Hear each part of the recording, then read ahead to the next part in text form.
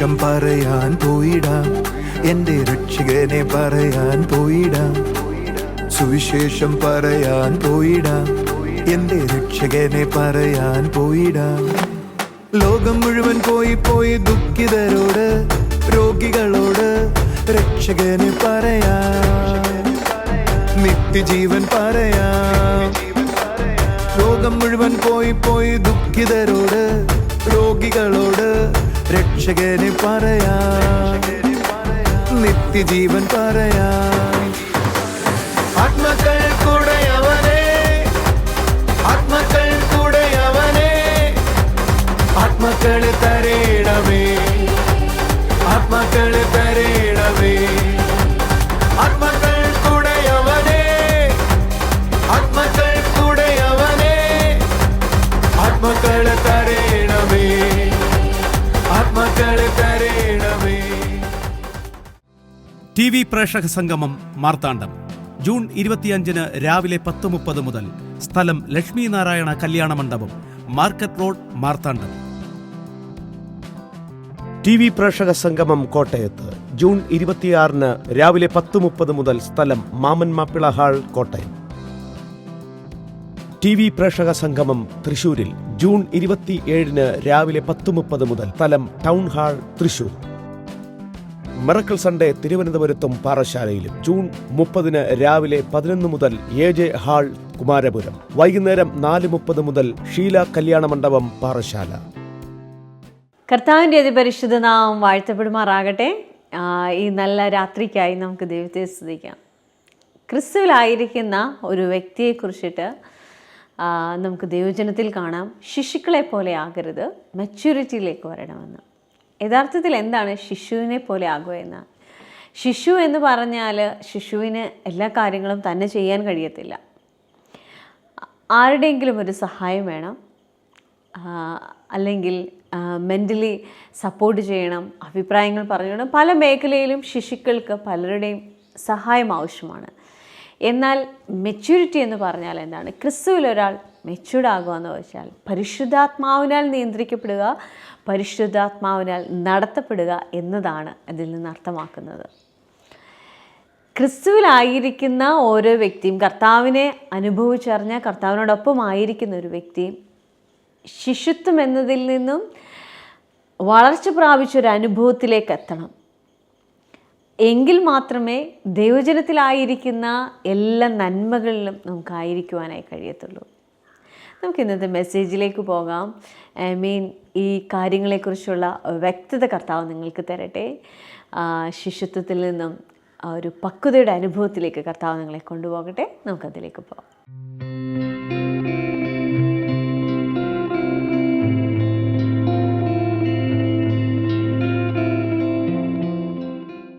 നമ്മൾ ഈ ദിവസങ്ങളിൽ ന്യൂ ഇയർ മെസ്സേജിലേക്ക് ഞാൻ ഇതിൽ വന്നില്ല. പക്ഷെ അതിൻ്റെ ഇടയിൽ ഒരു ഡൈവേർഷൻ ഉണ്ടായപ്പോൾ പരിശുദ്ധാത്മാവിനോട് പറഞ്ഞു, ശ്രദ്ധിച്ച് കേൾക്കണേ, പരിശുദ്ധാത്മാവിനോട് പറഞ്ഞു, ഈ ദിവസങ്ങളിൽ അസാധാരണമായ മാനിഫെസ്റ്റേഷൻസ് ചർച്ചിലുണ്ടാകാൻ പോവാം. നിങ്ങൾ അതിന് കൈയടിച്ചില്ലല്ലോ. ഇപ്പൊ കഴിഞ്ഞ ദിവസങ്ങളെല്ലാം ഞാൻ പ്രാർത്ഥിക്കുമ്പോൾ എൻ്റെ ഉള്ളിൽ തോന്നുക, എന്തുകൊണ്ട് ചർച്ചിൽ ചിലർക്ക് അനുഭവങ്ങളും ചിലർക്ക് ആത്മീയ അനുഭവങ്ങളില്ലായ്മയും ഉണ്ടാകുന്നു? കാരണം കർത്താവ് വിളിച്ചത് സകലർക്കും ആത്മീയമായ ബോധ്യത്തിൽ വളരാൻ വേണ്ടിയാണ്. നമുക്കൊരു വാക്യത്തിലേക്ക് വരാം. എബ്രായ ലേഖനം 6:1 വരാം. അതുകൊണ്ട് നിർജീവ പ്രവർത്തികളെ കുറിച്ചുള്ള മാനസാന്തരം, ദൈവത്തിങ്കിലെ വിശ്വാസം, സ്നാനങ്ങളെക്കുറിച്ചുള്ള ഉപദേശം, കൈവപ്പ്, മരിച്ചവരുടെ പുനരുദ്ധാനം, നിത്യശിക്ഷാവിധി എന്നിങ്ങനെയുള്ള അടിസ്ഥാനം പിന്നെയും ഇടാതെ നാം ക്രിസ്തുവിനെ കുറിച്ചുള്ള ആദ്യ വചനം വിട്ട് പരിജ്ഞാന പൂർത്തി പ്രാപിക്കുവാൻ ശ്രമിക്കുക. നിങ്ങളിത് ശ്രദ്ധിച്ചോ, ഇത് 2000 കൊല്ലങ്ങൾക്ക് മുമ്പ് പൗലോസ് അല്ലെങ്കിൽ എബ്രായ ലേഖകൻ എബ്രായർക്ക് എഴുതിയ വാചകങ്ങളാണ് നമ്മൾ വായിച്ചത്. നിങ്ങൾ ആ വാചകത്തിന്റെ ആദ്യത്തെ വരികളൊന്ന് ശ്രദ്ധിച്ചേ. അതുകൊണ്ട് നിർജീവ പ്രവർത്തികളെ കുറിച്ചുള്ള മാനസാന്തരം. എന്താണ് ഈ നിർജീവ പ്രവർത്തികൾ എന്ന് പറഞ്ഞാൽ? തെറ്റുകളിൽ നിന്നും ശരികളിൽ നിന്നുള്ള, അല്ലെങ്കിൽ നിങ്ങളായിരിക്കുന്ന തെറ്റുകളിൽ നിന്നുള്ള മനംതിരിയൽ. ഒരു നല്ല ഹല്ലേലൂയ പറഞ്ഞാട്ടെ. അടുത്തത് എന്താ? ദൈവത്തിങ്കലുള്ള വിശ്വാസം. വിശ്വാസത്താൽ ചിലത് നേടിയെടുക്കുന്നത്, വിശ്വാസത്താൽ ചിലത് സ്വന്തമാക്കുന്നത്, വിശ്വാസത്താൽ സൗഖ്യമാകുന്നത്. അടുത്തത് എന്തുവാ? അടുത്തത് സ്നാനങ്ങൾ, അടുത്തത് കൈവപ്പ്, അടുത്തത് നിങ്ങൾ ശ്രദ്ധിച്ചേ, മരിച്ചവരുടെ പുനരുദ്ധാനം. എല്ലാവരും പറഞ്ഞ് മരിച്ചവരുടെ പുനരുദ്ധാനം. അടുത്ത വാചകം നിങ്ങൾക്ക് വായിക്കാമോ? നിത്യശിക്ഷാവിധി എന്നിങ്ങനെയുള്ള അടിസ്ഥാനങ്ങൾ വീണ്ടും ഇടാതെ എന്ന്. അടുത്ത വാചകം പറയാം, പരിജ്ഞാന പൂർത്തി പ്രാപിക്കാൻ ശ്രമിക്കണമെന്ന്. എന്ന് പറഞ്ഞാൽ സഭയിൽ ഈ കാര്യങ്ങൾ വീണ്ടും വീണ്ടും പഠിപ്പിക്കാതെ അതിനപ്പുറത്തേക്ക് നിങ്ങളും ഞാനും കടക്കണമെന്ന്. ആമേൻ. നിങ്ങളാരും കൈയടിച്ചില്ല.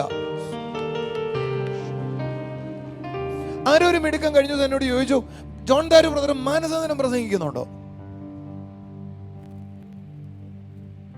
എനിക്ക് ആ മിടുക്കനോട് പറയാനുള്ളത്, മോനെ എടാ നീ പ്രസംഗിച്ചോ, വിരോധമില്ല, പക്ഷേ ഞങ്ങൾ അതിനപ്പുറത്തേക്ക് കടന്നിട്ട് പരിജ്ഞാന പൂർത്തി എന്ന് പറയുന്ന ആത്മീയത്തിന്റെ അടുത്തൊരു തലത്തിലേക്ക് വരാൻ ഞങ്ങൾ തയ്യാറായി. എന്റെ കൂടെ എത്തിയോ? എന്റെ കൂടെ ഉള്ളവർക്ക് നല്ല ഹല്ലേലൂയ പറയാമോ? മാനസാന്തരപ്പെടണം എന്ന് പ്രസംഗിക്കണ്ടേ? നിത്യശിക്ഷാവിധി പ്രസംഗിക്കണ്ടേ? ആരാ വേണ്ടെന്ന് പറഞ്ഞേ? പുനരുദ്ധാനം പ്രസംഗിക്കണ്ടേ? ആരാ വേണ്ടെന്ന് പറഞ്ഞേ? പക്ഷെ നിങ്ങൾ അറിയേണ്ടത് അതിനപ്പുറത്തേക്ക് നീ വളരണമെന്നാ പൗലോസ് പറഞ്ഞത്. അതിനപ്പുറത്തേക്കുള്ള വളർച്ച എന്ന് പറഞ്ഞ എന്തുവാ? ഒരു നല്ല ഹല്ലേലൂയ പറഞ്ഞാട്ടെ.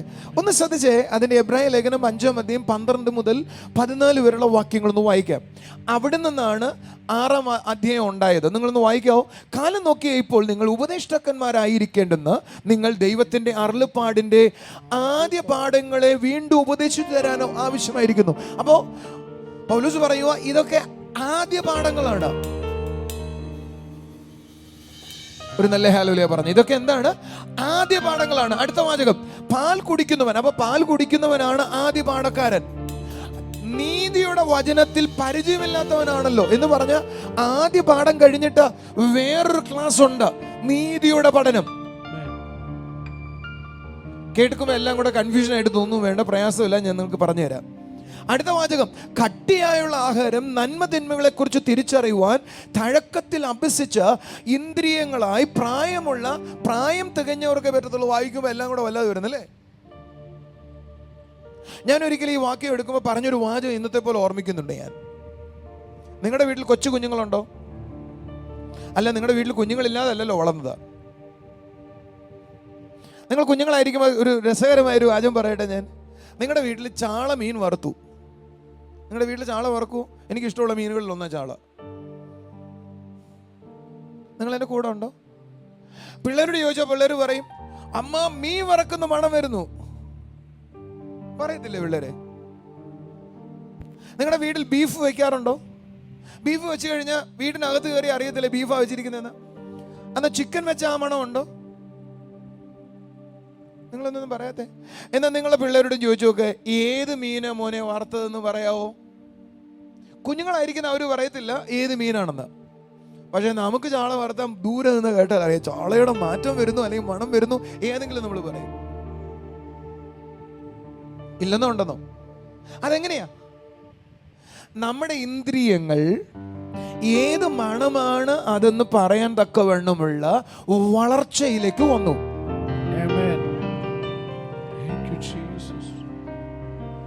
എന്നാൽ കുഞ്ഞുങ്ങൾക്ക് ആ ഇന്ദ്രിയത്തിനകത്ത് എന്തില്ല, അങ്ങനെ ഒരു വളർച്ച വന്നിട്ടില്ല. കാരണം അവർക്ക് മണം അറിയാം, മീൻ വറക്കുന്നതാണ്, നല്ലൊരു കറി വെച്ചിട്ടുണ്ടെന്നറിയാം, അല്ലെങ്കിൽ നല്ലൊരു ബീഫോ അല്ലെങ്കിൽ എന്തോ വീട്ടിൽ വെച്ചിട്ടുണ്ടെന്നറിയാം.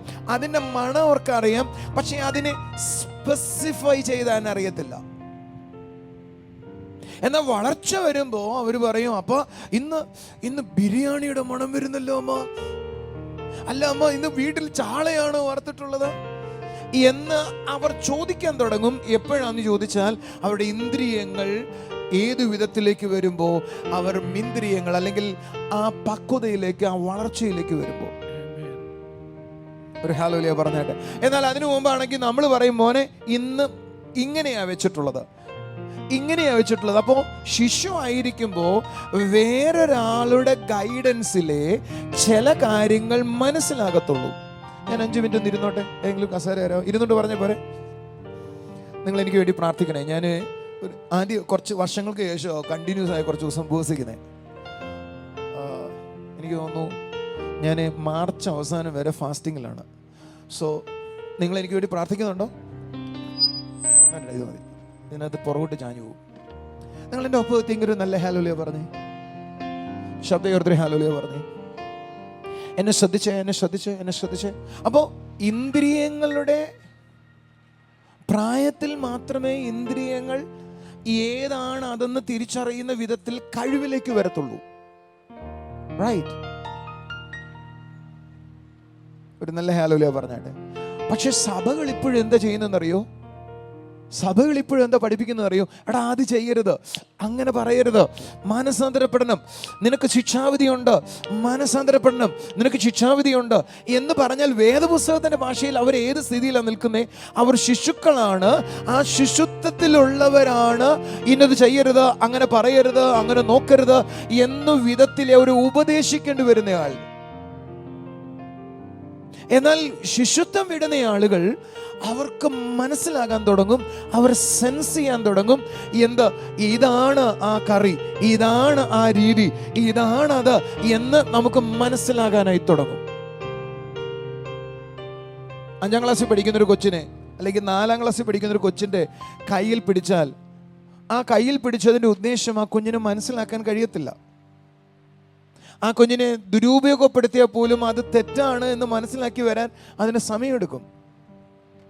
എന്നാൽ അത് 8ാം ക്ലാസ്സിലാണ് പഠിക്കുന്നതെങ്കിൽ ആ ആളുടെ ആ തൊടുന്ന രീതിയിലുള്ള മാറ്റം അതിന് ഈസി ആയിട്ട് മനസ്സിലാക്കാം. കാരണം അതിൻ്റെ ഇന്ദ്രിയങ്ങൾ ആ പക്വതയിലേക്ക് വളരാൻ തുടങ്ങും. നിങ്ങളെന്താ അനങ്ങാത്തെ? ഇന്ദ്രിയങ്ങൾ വളരുന്ന അനുഭവത്തെയാണ് അടുത്ത ആത്മീയ വളർച്ച എന്ന് പറയുന്നത്. ഏത് വിധത്തിൽ ഇന്ദ്രിയങ്ങൾ വളരുക എന്ന് പറഞ്ഞ നീതിയുടെ വചനത്തിൽ ഇന്ദ്രിയങ്ങൾ വളരണം. എല്ലാവരും പറ, നീതിയുടെ വചനത്തിൽ എന്ന് പറഞ്ഞ തെറ്റും ശരിയെയും തൻ്റെ ശരീരം സെൻസ് ചെയ്ത്, തെറ്റും ശരിയെയും തൻ്റെ ആത്മാവ് സെൻസ് ചെയ്ത് അതിനകത്ത് നടക്കുന്ന വിധത്തിലേക്ക് ആത്മീയ പക്വതയിലേക്ക് വരണം. വാവ്, നീ ചെയ്ത് തെറ്റാ, നീ ചെയ്ത് ശരിയാ എന്ന് ഒരാൾ പറഞ്ഞു തരുന്ന സ്ഥിതിയിലല്ല, പകരം പരിശുദ്ധാത്മാവിന്റെ നിറവിലേക്ക് വരുമ്പോൾ ആത്മാവ് അയാളോട് പറയും, മോനെ അങ്ങോട്ടാണ് പോകേണ്ടത്, ഇങ്ങോട്ടാണ് പോകേണ്ടത് എന്ന് പറയാൻ തുടങ്ങും. എന്ന് പറഞ്ഞ സഭ ഒരു വ്യക്തിയെ പഠിപ്പിക്കേണ്ടത് എന്താന്ന് ചോദിച്ചാൽ ആത്മനിറവിൽ എങ്ങനെ നടക്കാമെന്നാണ് സഭ വ്യക്തിയെ പഠിപ്പിക്കേണ്ടത്. നിങ്ങൾക്കറിയോ, ഇന്ന് ഞാൻ ഈ വാചകം ഉപയോഗിക്കുന്നത് കൊണ്ട് നിങ്ങൾ തെറ്റായി വിചാരിക്കരുത്. കരിസ്മാറ്റിക് ഗ്രൂപ്പുകാരോ അല്ലെങ്കിൽ നമ്മുടെ തൊട്ട് താഴെയുള്ള പുറകിലുള്ള പല ആത്മീയ കൂട്ടങ്ങളോ വാസ്തവത്തിൽ ആത്മാവിൻ്റെ നിറവിനെ കുറിച്ചോ ആത്മാവിൽ നയിക്കപ്പെടുന്നതിനെ കുറിച്ചോ എംഫസൈസ് ചെയ്ത് പഠിപ്പിക്കുന്നില്ല. അതിന് പകരം ഒരു നല്ല ഹാലൂലിയ പറഞ്ഞാട്ടെ, മാനസാന്തരവും നിത്യശിക്ഷാവിധിയും പുനരുദ്ധാനവുമാണ് അവർ റെഗുലറായി പഠിപ്പിക്കുന്നതിന്റെ കാരണം. അവരിപ്പോഴും അടിസ്ഥാനം ഇടുന്നതേ ഉള്ളൂ. എന്നാൽ ആരെങ്കിലും അതിനപ്പുറത്തേക്ക് പരിശുദ്ധാത്മാവിനാൽ നയിക്കപ്പെടാൻ തുടങ്ങുന്നുവോ, ആ ആളോട് എനിക്ക് പറയാനുള്ളത്, അയാൾ സകലത്തെയും ജയിച്ച് ജീവിക്കാൻ തുടങ്ങും. അയാളാണ് സക്സസിൽ ജീവിക്കാൻ തുടങ്ങുന്നത്. ഓ കമോൺ, കൈ അടിച്ചൊരു നല്ല ആമേൻ പറ, ശബ്ദമുയർത്തി ഹല്ലേലൂയ പറ. പരിശുദ്ധാത്മാവ് നിങ്ങളുടെ മുകളിൽ വന്നത്, പരിശുദ്ധാത്മാവിന്റെ അഭിഷേകം നിങ്ങളുടെ മേൽ വരുന്നത്, ഇന്ന് പകൽ ഞാൻ ഈ പറയുമ്പോ ഇന്നത്തെ സ്ഥിതിയിൽ നിന്ന് ചിലർ കയറി വരാൻ പോവും. അടുത്തൊരു നിലവാരത്തിലേക്ക് ചിലർ കയറി വരാൻ പോവും. ഓ കമോൺ, കൈ അടിച്ചൊരു ആമേൻ പറഞ്ഞോട്ടെ. ഈ പകൽ അടുത്തൊരു സ്റ്റെപ്പിലേക്ക് ചിലർ ഉയരാൻ പോവും. തെറ്റും ശരിയും നിങ്ങളെ പറഞ്ഞ് ബോധിപ്പിച്ച് നടത്തുന്ന കാലഘട്ടം മാറിയിട്ട് പരിശുദ്ധാത്മാവ് തെറ്റും ശരിയെയും നിയന്ത്രിച്ച് നടത്തുന്ന ഒരു കാലത്തിലേക്ക് വരുന്ന ആദ്യ പടിയാണ് മച്ചുരിയിലേക്ക് വരുന്ന ആദ്യ പടി എന്ന് പറയുന്നത്. എന്താണ് മച്ചുരിറ്റിയിലേക്ക് വരുന്ന ആദ്യ പടി? Are you listening to me? എന്താണ് മച്യൂരിറ്റിയിലേക്ക് വരുന്നത്? അവിടെ എഴുതിയിരിക്കുന്നത് ആ പക്വത, അല്ലെങ്കിൽ അവിടെ എഴുതിയിരിക്കുന്ന വാചകം നിങ്ങൾ പരിജ്ഞാന പൂർത്തി എന്ന് എഴുതിയിരിക്കുന്നത്, പക്ഷെ അവിടെ എഴുതിയിരിക്കുന്നത് മെച്യൂർഡ് എന്നൊരു വേർഡാണ്. മെച്യൂരിറ്റിയിലേക്ക് വരിക. എന്താണ് മെച്യൂരിറ്റിയിൽ എന്ന് പറഞ്ഞാൽ പരിശുദ്ധാത്മാവിനാൽ നിയന്ത്രിക്കപ്പെടുന്ന ആത്മാനുഭവമാണ്. വാസ്തവത്തിൽ പരിശുദ്ധാത്മാവിനാൽ നിയന്ത്രിക്കപ്പെടുന്ന ആത്മാനുഭവത്തെയാണ് മെച്യൂരിറ്റി എന്ന് പറയുന്നത്.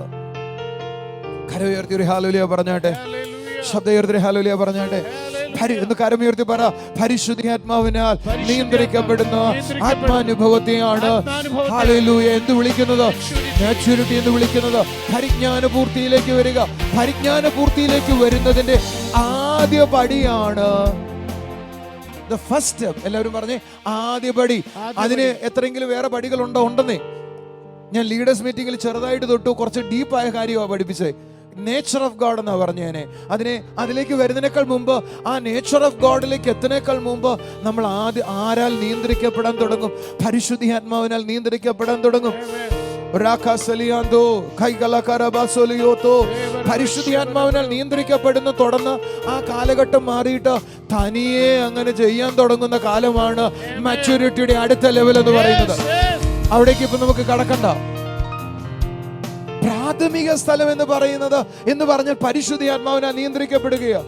മാനസാന്തരത്തെ കുറിച്ച് ഇനിയും നിങ്ങളെ ഞാൻ പഠിപ്പിക്കണമെങ്കിൽ നിങ്ങൾ ശിശുക്കളാണ്. നിങ്ങൾക്ക് ശിക്ഷാവിധി ഉണ്ട് എന്ന് പഠിപ്പിക്കണമെങ്കിൽ നിങ്ങൾ ശിശുത്വത്തിൽ നിന്നുവരെ മാറിയിട്ടില്ല. പരിശുദ്ധാത്മാവിന്റെ നിറവ് വന്നാൽ നിങ്ങളുടെ ഉള്ളിൽ ഒരു ശബ്ദം കേൾക്കും, അതല്ല, അതരുത് എന്നൊരു ബോധ്യം നിങ്ങൾക്കുണ്ടാകും. ആരോ ഒരാൾ നിങ്ങളെ നിയന്ത്രിക്കാൻ തുടങ്ങും. അതിനെയാണ് അടുത്ത മച്യൂരിറ്റിയിലെ ആദ്യ പടിയിലേക്ക് കയറുക എന്ന് പറയുന്നത്. നിങ്ങൾക്കറിയാമോ അതെങ്ങനെയാ ലഭിക്കുക എന്നത്? പലരുടെ അകത്ത് ഈ കാര്യം അറിയത്തില്ല. ചില ആളുകൾ പറയും, ജോൺ ദാരി ബ്രദറിന്റെ അവിടെ സൗഖ്യം മാത്രമേ ഉള്ളൂ, അത്ഭുതം മാത്രമേ ഉള്ളൂ. അവിടെ മണ്ട കേക്ക്. പരിശുദ്ധാത്മാവ് കൂടാതെ ഒരാളും സൗഖ്യമാകത്തില്ല. ഹാർട്ടിന്റെ 3 വാൾവ് പോയ അതേതോട് ചോദിക്കേ, ഇന്ന് എന്താ വേണ്ടത്? അദ്ദേഹം പറയും, എന്റെ ഹാർട്ട് സൗഖ്യമായാൽ മതി. സൗഖ്യമായതിന്റെ പിറ്റേ ദിവസം മുതലേ താൻ എന്ത് ചെയ്യും? മോശമായി ജീവിക്കുവോ? തനിക്ക് മോശമായി ഇനി ജീവിക്കാൻ കഴിയത്തില്ല. കാരണം ഓപ്പറേഷൻ മാറിയിട്ട് തന്റെ ജീവിതം തിരിച്ചു വരികയാണ്. കുറച്ചുകൂടെ നന്നായി പറഞ്ഞ, പരിശുദ്ധാത്മാവിന്റെ സ്പർശനം ഒരാളുടെ മേൽ ഉണ്ടാകാതെ അയാൾക്ക് സൗഖ്യം ഉണ്ടാകത്തില്ല, വിടുതൽ ഉണ്ടാകത്തില്ല, സമാധാനം ഉണ്ടാകത്തില്ല, ഡെലിവറൻസ് ഉണ്ടാകത്തില്ല, അത്ഭുതങ്ങൾ ഉണ്ടാകത്തില്ല. അങ്ങനെ അത്ഭുതങ്ങൾ ഉണ്ടായ ഒരാൾക്ക് വേഗത്തിൽ എന്റെ യേശുവിനെ തള്ളി പറയാൻ പറ്റത്തില്ല. അയാൾ ദൈവമായി ജീവിക്കാനായി തുടങ്ങും. Are you listening to me? ആരൊക്കെ പരിഹസിക്കുന്ന ഞാൻ കണ്ടു. അത്ഭുതങ്ങൾക്ക് പ്രാധാന്യം, അടയാളങ്ങൾക്ക് പ്രാധാന്യം. എവിടെ പരിശുദ്ധാത്മാവ് വന്നാൽ ആ ഉള്ള സഭയിൽ മാത്രമേ അത്ഭുതങ്ങളും അടയാളങ്ങളും നടക്കത്തുള്ളൂ. അത്ഭുതങ്ങളും അടയാളങ്ങളും നടക്കണമെങ്കിൽ ആ സഭയ്ക്കകത്ത് പരിശുദ്ധാത്മാവിന്റെ ശക്തി വേണം. പരിശുദ്ധാത്മാവിനാൽ നിയന്ത്രിക്കുന്ന ഒരനുഭവത്തെയാണ് മാച്യൂരിറ്റി എന്ന് പറയുന്നത്. കർത്താവിൻ്റെ ശബ്ദം കേൾക്കുക, പരിശുദ്ധാത്മാവിനാൽ നടത്തപ്പെടുക. ഈ ലോകത്തിലായിരിക്കുന്ന സാധാരണക്കാർക്ക് ലഭിക്കാൻ കഴിയാത്ത ഒരാത്മാനുഭവമാണ് ആത്മാവിനാൽ നിയന്ത്രിക്കപ്പെടുക എന്ന് പറയുന്നത്. അതായത് ലോകപ്രകാരമായിരിക്കുന്ന ആളുകൾക്ക് കാണാൻ കഴിയാത്തത് കർത്താവിനാൽ ആയിരിക്കുന്ന ഒരാൾക്ക് കാണാൻ കഴിയും. മറ്റുള്ളവർക്ക് മനസ്സിലാക്കാൻ കഴിയാത്തത് ക്രിസ്തുവിലായിരിക്കുന്ന ഒരു വ്യക്തിക്ക് മനസ്സിലാക്കുവാനായി കഴിയും. ചില കാര്യങ്ങൾ ദീർഘവീക്ഷണത്തോടെ പരിശുദ്ധാത്മാവിനാൽ ചിലത് ചെയ്തെടുക്കുവാനായി കഴിയും. ചിലതിന്മേൽ അസാധാരണമായ ഒരു ജയം അനുഭവിക്കുവാനിടയാകും. ഇതെല്ലാം പരിശുദ്ധാത്മാവിനാൽ നടത്തപ്പെടുന്ന ഒരു വ്യക്തിയിൽ സാധാരണമായി ഉണ്ടാകുന്ന കാര്യമാണ്. ക്രിസ്തുവിൽ വളർന്ന അനുഭവത്തിൽ ഓരോരുത്തരും ആയിരിക്കുവാൻ തക്കോണം കർത്താവ് സഹായിക്കട്ടെ. ദൈവജനത്തോടൊപ്പമായിരുന്നാട്ടെ. നമുക്കിനി ചില സാക്ഷ്യങ്ങൾ കാണാം.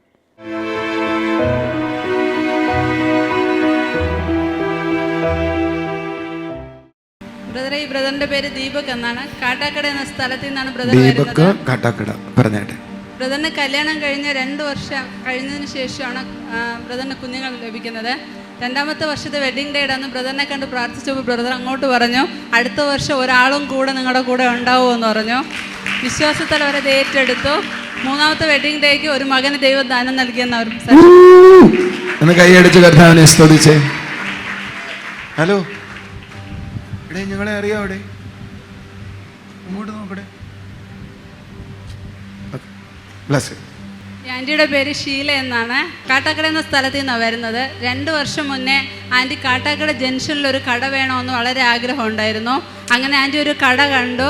ആ വ്യക്തിയോട് ചോദിച്ചപ്പോൾ 2 ലക്ഷം രൂപ അഡ്വാൻസും 8000 രൂപ വാടകയും വേണമെന്ന് പറഞ്ഞു. വലിയ കൂടുതലൊന്നുമല്ല. പക്ഷെ ആൻറ്റിയുടെ കയ്യിൽ അന്ന് 2 ലക്ഷം പോയിട്ട് 25,000 രൂപ പോലും എടുക്കാനില്ലാത്തൊരു സമയമായിരുന്നു. ആൻറ്റി ആ ആഗ്രഹങ്ങൾ സ്റ്റോപ്പ് ചെയ്തു. എന്നാൽ ബ്രദർ ഒക്ടോബർ മാസം പറഞ്ഞു, ഇപ്പം നിങ്ങളുടെ ആഗ്രഹങ്ങൾ നടക്കുന്ന വർഷമാണ്, പുതിയ കാര്യങ്ങൾ നടക്കാൻ പോവുകയാണെന്ന് പറഞ്ഞു. ആൻറ്റി വിശ്വാസത്തോടെ അത് ഏറ്റെടുത്തു. ആൻറ്റി വീട്ടിൽ പോയപ്പോൾ തന്നെ ആ ഓണർ വിളിച്ചിട്ട് പറഞ്ഞു, നിങ്ങൾക്ക് കട തരാൻ എനിക്ക് ആഗ്രഹമുണ്ട്, നിങ്ങൾ 10,000 രൂപ അഡ്വാൻസും 4,000 രൂപ വാടകയും തന്നാൽ മതിയെന്ന്. 2 ലക്ഷത്തിൽ നിന്ന് 10,000 ആയി. ഇപ്പം എനിക്ക് വിശ്വാസം കുറവാണ്. കൈയടിച്ച് കർത്താവിനെ സ്തുതിച്ചേ. കർത്താവ് കൊടുത്ത അത്ഭുതം അല്ലേ. ഈ 2 ലക്ഷം ചോദിച്ച ആള് നേരെ 10,000-ലേക്ക് വന്നു. ഓക്കെ, ആന്റി പറയുന്നത് ഇപ്പൊ കാട്ടാക്കട ജംഗ്ഷനിൽ 2 കട ആന്റിക്ക് ഉണ്ടെന്ന് ആന്റി സാക്ഷി. കാട്ടാക്കടയിൽ നിന്ന് തിരുവനന്തപുരത്തും കടകൾ ഉണ്ടാകട്ടെ. നിങ്ങളൊന്ന് ആമേൻ പറയാത്ത വർദ്ധിക്കട്ടെ. എൻ്റെ കടയുടെ ഒരു ഭാഗത്ത് യൂണിയനിൽ പ്രവർത്തിക്കുന്ന ആൾക്കാരാണ് ഇരിക്കുന്നത്. ഒരു 10-20 പേരുണ്ട്. അവരുടെ സംഭാഷണത്തിൽ വ്യത്യസ്തതയാണ്. അപ്പം ഓണർ പറഞ്ഞു, ഒരു ജനൽ ഇതുപോലെ ഉണ്ട്, അതിനെ അടച്ചേക്കാൻ പറഞ്ഞു, ആ സൗണ്ടൊന്നും ഇങ്ങോട്ട് വരണ്ടെന്ന് പറഞ്ഞു. ഞാനെന്നാൽ അടയ്ക്കാമെന്ന് പറഞ്ഞു. പിന്നെ അടച്ചില്ല. അത് കഴിഞ്ഞിട്ട് പിന്നെ അവരുടെ സൗണ്ട് വ്യത്യസ്തമായിട്ട് വന്നപ്പോഴേക്കും ഞാനിവിടെ പ്രെയർ ഒരു ബോക്സിലിട്ടായിരുന്നു. അപ്പോൾ ആ സൗണ്ടിൽ ഞങ്ങൾക്ക് അതൊന്നും കേൾക്കാൻ പറ്റില്ലായിരുന്നു. അപ്പോൾ 2 ദിവസം എൻ്റെ ബോക്സ് കേടായിപ്പോയി. അപ്പോഴേക്കും അതിലുള്ള ഒരു പയ്യൻ ഞങ്ങളുടെ കടയിൽ വരണമെങ്കിൽ അപ്പുറം സൈഡിൽ കൂടി വരണം. വന്നിട്ട് പറഞ്ഞു, നിങ്ങളെന്താ ഇപ്പോൾ പ്രെയർ ഇടാത്തെന്തെന്ന് ചോദിച്ചു. അപ്പം ഞാൻ പറഞ്ഞു, ബോക്സ് കേടായിപ്പോയി, നിങ്ങൾക്ക് എന്തെങ്കിലും ബുദ്ധിമുട്ടുണ്ടോ ആ സൗണ്ടെന്ന് ചോദിച്ചു. അപ്പോൾ ഞങ്ങൾക്ക് ഒരു ബുദ്ധിമുട്ടില്ല, നിങ്ങൾ ഏറ്റവും വാളിയും കൂട്ടിയിടണമെന്ന് പറഞ്ഞു. അപ്പോൾ ഞാൻ പറഞ്ഞു, എനിക്ക് ബോക്സ് കേടായിപ്പോയെന്ന് പറഞ്ഞു. അപ്പോൾ പറഞ്ഞു, ഞാൻ നോക്കട്ടെ എന്ന് പറഞ്ഞു. ആ പയ്യൻ വന്നു ബോക്സ് എടുത്ത് നോക്കിയിട്ട് ഞാൻ നന്നാക്കിക്കൊണ്ട് തരാമെന്ന് പറഞ്ഞു. എവിടെ കൊണ്ടുപോയി നന്നാക്കിക്കൊണ്ട് തന്നിട്ട് പറഞ്ഞു, നല്ല വിരോധികൾക്ക് പ്രസംഗം കേൾപ്പിച്ച കാര്യമായി പറയുന്നത്. ചെങ്കൽ എന്ന സ്ഥലത്ത് നിന്നാണ് വരുന്നത്. ചെങ്കൽ. അതെ, മോൾ പറയുന്നത് 2 വർഷത്തോളമായിട്ട് വലത് കണ്ണിന്റെ കാഴ്ച പൂർണ്ണമായി നഷ്ടപ്പെട്ടിരുന്നു. പല ട്രീറ്റ്മെന്റ് ചെയ്തിട്ട് യാതൊരു ഫലവും ഉണ്ടായില്ല. വലിയ സാക്ഷ്യമാണ് കേട്ടോ, ഭയങ്കര കാര്യമാണ്. എനിക്ക് തോന്നുന്നു ഞാൻ ഈ മോള് വന്നതിന്റെ ദിവസം, ആദ്യത്തെ ദിവസം ഞാൻ അങ്ങോട്ട് ദൂത് പറഞ്ഞു. നിങ്ങൾ ആരെങ്കിലും ഓർമ്മിക്കുന്നോ ഇത്? ഈ മോളോട് ഞാൻ ദൂത് പറയുന്ന ദിവസം ഇവിടെ ഉണ്ടായിരുന്നവരുന്ന കരകയർത്തി കാണിച്ച് ഒത്തിരി പേരുണ്ട്. ഓക്കെ, എന്നാൽ ചർച്ചിൽ വന്ന ആ നിമിഷം ബ്രദർ അങ്ങോട്ട് ദൂത് പറഞ്ഞു. മോളുടെ നിനക്ക് നന്നായിട്ട് കാണാം, കണ്ണിന്റെ കാഴ്ച തിരിച്ചു കിട്ടി. ഒന്ന് കൈയടിച്ച് കർത്താവിനെ സ്തുതിച്ചേ. എല്ലാം കാണാമെന്നാണ് പറയുന്നത്. Thank you, bless you. ഒരു ശുശ്രൂഷകയാകണം, അനേകർക്ക് കാഴ്ച കൊടുക്കുന്നൊരു മോളാകണം. TV പ്രേക്ഷക സംഗമം പാലക്കാട് ജൂൺ 19 രാവിലെ 10:30 മുതൽ. സ്ഥലം മോത്തി മഹൽ കല്യാണ മണ്ഡപം, KSRTC ബസ് സ്റ്റാൻഡിന് സമീപം, ഷൊർണൂർ റോഡ്, നൂറണി. TV പ്രേക്ഷക സംഗമം എറണാകുളം ജൂൺ 20 രാവിലെ 10:30 മുതൽ. സ്ഥലം ടൗൺ ഹാൾ, നോർത്ത് റെയിൽവേ സ്റ്റേഷന് സമീപം, എറണാകുളം. മിറക്കിൾ സൺഡേ അഞ്ചലിൽ ജൂൺ 23 രാവിലെ 8:30 മുതൽ. സ്ഥലം Jesus world worship centre, Anchal. Thank you Jesus. കർത്താവിൻ്റെ പ്രവൃത്തി എത്ര സന്തോഷമുള്ളതാണ്. നമ്മുടെ ജീവിതത്തിലും ദൈവം നമ്മളോട് കൂടെ സംസാരിക്കുകയും നമ്മളോടൊപ്പം ചലിക്കുകയും നമുക്ക് വേണ്ടി ചിലത് ചെയ്യുകയും ചെയ്യുന്നത് നമ്മുടെ ജീവിതത്തിലെ നമ്മുടെ പ്രിവിലേജാണ്. അതാണ് നമ്മുടെ ധൈര്യം എന്ന് പറയുന്നത്, കർത്താവ് നമ്മളോടൊപ്പമുണ്ട് എന്നത്. നമുക്കൊരു നിമിഷം പ്രാർത്ഥിക്കാം. കണ്ണുകളെ അടച്ചാട്ടെ. രോഗികളായിരിക്കുന്ന രോഗമുള്ള ഭാഗത്ത് കൈകൾ വെച്ചാട്ടെ. കർത്താവിനെ ഒരു കാഴ്ച കാണിക്കുകയാണ്. ലിവറിൻ്റെ ഭാഗത്ത് വേദനയോടായിരിക്കുന്ന ഒരു വ്യക്തി, അതേപോലെ ശരീരത്തിലും ചില അസ്വസ്ഥതകൾ താൻ അനുഭവിക്കുന്നു. ആ വ്യക്തിക്ക് വേണ്ടി പ്രാർത്ഥിക്കുകയാണ്. കർത്താവെ, യേശുവിൻ്റെ നാമത്തിൽ ഞങ്ങൾ ഒരുമിച്ച് പ്രാർത്ഥിക്കുന്നു. കർത്താവെ, പൂർണ്ണമായൊരു സൗഖ്യം അപ്പാ ആ വ്യക്തിയുടെ മേൽ പകരണമേ അപ്പാ. പൂർണ്ണമായൊരു സൗഖ്യം അപ്പാ ആ വ്യക്തിയുടെ മേൽ പകരണമേ അപ്പാ. യേശുവേ, നിൻ്റെ കൃപയ്ക്കായി നന്ദി പറയുന്നു. ഭയം നീങ്ങിപ്പോകട്ടെ അപ്പാ യേശുവിൻ്റെ നാമത്തിൽ. കർത്താവെ, ആ രോഗത്തോടുള്ള ഭയം നീങ്ങിപ്പോകട്ടെ അപ്പാ. Thank you Jesus. കർത്താവെ, അവിടുന്ന് ചെയ്യുന്ന ഓർത്ത് നന്ദി പറയുന്നു കർത്താവെ, നന്ദി പറയുന്നു. അതേപോലെ ഒരു കുഞ്ഞിന് വേണ്ടി പ്രാർത്ഥിക്കുകയാണ്. സ്ഥിരമായിട്ട് അതിന് പനിയാണ്, എന്നും പനിയാണ്. സ്കൂള് തുറന്നു, മഴ വന്നു, പനിയായോ, എന്ത് ചെയ്യുമോ, ഒരു ദിവസവും പോകാൻ കഴിയത്തില്ല എന്ന് പറഞ്ഞിട്ട് വിഷമിച്ചിരിക്കുന്ന മാതാവിനെ കാണാം കർത്താവേ. അപ്പോൾ ആ കുഞ്ഞിനെ ഞങ്ങൾ അനുഗ്രഹിച്ച് പ്രാർത്ഥിക്കുന്നു കർത്താവേ. ആ കുഞ്ഞിൽ നിന്ന് എല്ലാ ഇരുട്ടിൻ്റെ ബലങ്ങളും മാറിപ്പോകട്ടെ, ആരോഗ്യമുണ്ടാകട്ടെ അപ്പാ. യേശുവിൻ്റെ നാമത്തിൽ കർത്താവേ കുഞ്ഞ് സൗഖ്യത്തോടായിരിക്കാൻ പ്രാർത്ഥിക്കുന്നു.